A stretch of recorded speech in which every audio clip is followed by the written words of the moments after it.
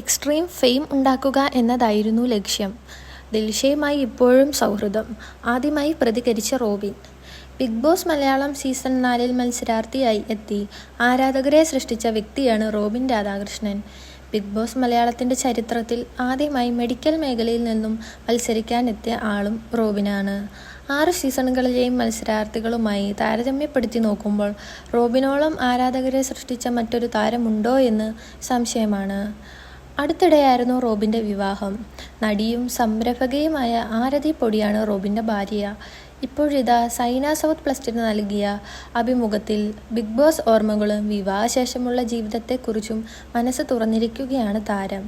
താനിപ്പോൾ ലൈംലൈറ്റിൽ നിന്നും അകലം പാലിച്ചിരിക്കുകയാണ് എന്നും അതുകൊണ്ട് തന്നെ സമാധാനപരമായ ജീവിതമുണ്ട് എന്നും റോബിൻ പറയുന്നു. അധിക സ്ഥലങ്ങൾ എക്സ്പ്ലോർ ചെയ്തിട്ടുള്ളയാളല്ല താൻ. പൊടിയും അതുപോലെ തന്നെയാണ്.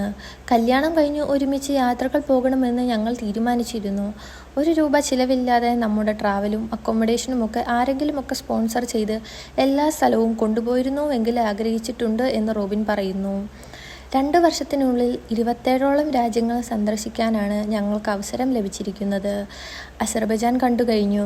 ബാലിയിൽ പോകാൻ ടിക്കറ്റും മറ്റും റെഡിയായി ഇരിക്കുമ്പോഴാണ് എനിക്ക് ന്യൂമോണിയ വന്നത്. കോവിഡിന് ശേഷം ഇമ്മ്യൂണിറ്റി പവർ കുറഞ്ഞതിനാൽ വഴിയെ പോകുന്ന എല്ലാ അസുഖങ്ങളും എനിക്ക് കിട്ടാറുണ്ട് എന്ന് റോബിൻ രാധാകൃഷ്ണൻ പറയുന്നു. അസർബൈജാൻ ഞങ്ങൾ ഒരുപാട് എൻജോയ് ചെയ്തു. അതിലെ കുറച്ച് ഭാഗങ്ങൾ മാത്രമാണ് സോഷ്യൽ മീഡിയയിൽ ഷെയർ ചെയ്തത്. പിന്നെ പൊടിക്ക് ഭയങ്കര ആറ്റിറ്റ്യൂഡാണ്, റൂഡാണെന്നൊക്കെ ആളുകൾക്ക് തോന്നും. പക്ഷേ അങ്ങനെയല്ല. നിങ്ങൾ ആരും കാണാത്ത പൊടിയെ എനിക്കറിയാം. ആ പൊടിയുടെ കുറച്ച് ഭാഗങ്ങളാണ് നിങ്ങൾ റീൽസിൽ കണ്ടത്.